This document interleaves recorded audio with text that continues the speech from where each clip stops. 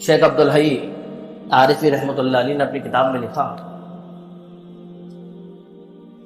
کہ ایک شخص تھا، اس کو مہلک مرض تھا، غالباً حضرت نے لکھا ہے کہ اس کو بلڈ کینسر تھا شاید.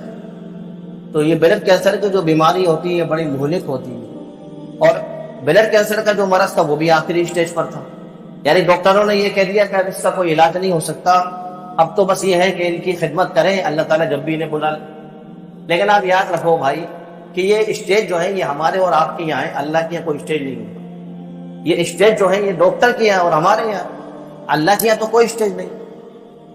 تو حکیم صاحب نے لکھا ہے کہ وہ شخص بلڈ کینسر میں مبتلا تھا، باہر فورن کنٹری میں وہ کام کرتا تھا. جب وہ شخص گھر پر آتا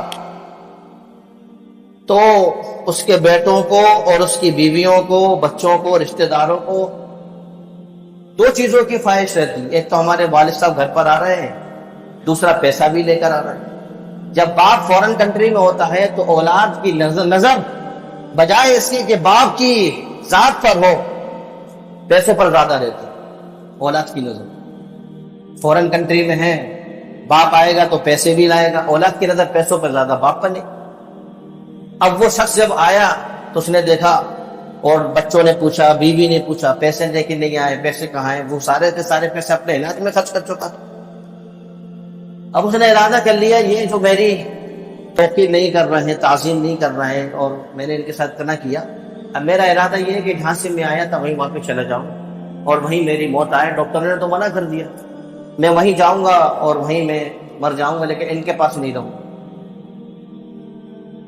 دیکھو بھائی اس بات کو یاد رکھ لو، یہ بہت قیمتی بات.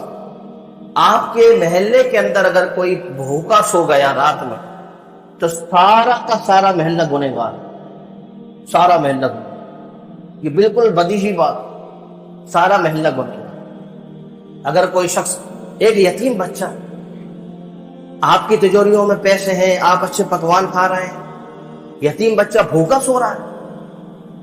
اللہ کے حبیب صلی اللہ علیہ وسلم نے فرمایا میں اور یتیم کی کفالت کرنے والا جنت میں اس طرح رہیں گے. یہ فرمایا آپ نے، دو انگلی کو اشارہ. نبی علیہ الصلوۃ والسلام کا قول، آپ کا عمل امت کے سامنے رہنمائی کی اعلیٰ مثال. وہ شخص نے ارادہ کیا کہ میں ٹکٹ بھرواؤں گا اور اپنے جھانسی میں آیا تھا وہ چلا جاؤں. رات میں وہ سویا تو بغل میں اس کے بھائی کے جو تھے وہ بچے رہتے تھے، اور اس کی بھائی کی بیوی رہتی تھی. بھائی کا انتقال ہو گیا، وہ بچے یتیم تھے اور وہ بیوہ تھی. رات میں جب وہ شخص سویا تو بغل سے آوازیں آنا شروع ہوئی. بارش بہت تیز ہوئی تو جو بیوہ عورت تھی وہ کہہ رہی تھی برتن یہاں رکھ دو، کبھی یہاں رکھ دو، کیونکہ اس کا وہ گھر تھا وہ ٹپک رہا تھا. برتن یہاں کھسکا دو. یعنی رات بھر وہ بچے جو تھے وہ سو نہیں پائے. تو یہ شخص جاگ رہا تھا اور سن رہا تھا کہ میرے بھائی کے بچے ہیں. حالانکہ ان میں پہلے انبن تھی، کوئی تعلق نہیں تھا، سارا تعلق ختم ہو چکا. اب جب صبح ہو کر اپنے بھائی کے بچوں اور بیوی کے پاس گئے، حالانکہ اس کی بیوی نے منع کیا، کیوں جا رہا ہے ان کے پاس؟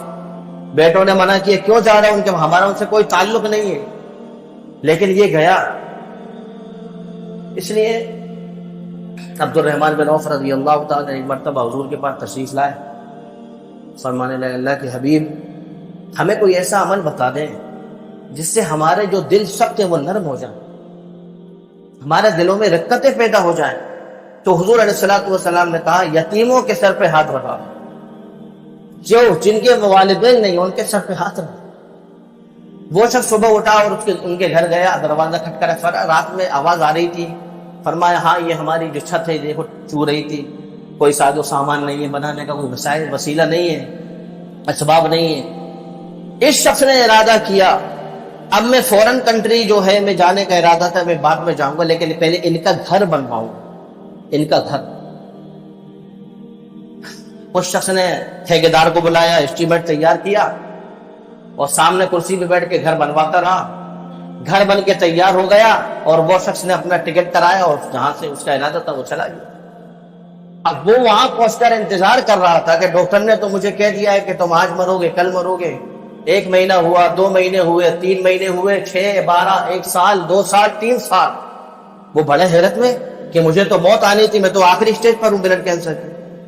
اب وہ جب ڈاکٹر کے حکیم عبدالحی صاحب لکھتے ہیں، جب وہ ڈاکٹر کے پاس گیا، اس کی رپورٹیں جب ڈاکٹر نے دیکھی تو بلڈ کینسر تو دھیرے دھیرے کم ہوتا ہے، لیکن انہوں نے کہا کہ تمہیں تو بلڈ کینسر تھا ہی نہیں۔ اس لیے اللہ کے نبی صلی اللہ علیہ وسلم نے ارشاد فرمایا، صدقہ آنے والی بلاؤں کو ٹالتا، صدقہ آنے والی بلاؤں کو ٹالتا ہے، صدقہ بری موت سے بچاتا ہے۔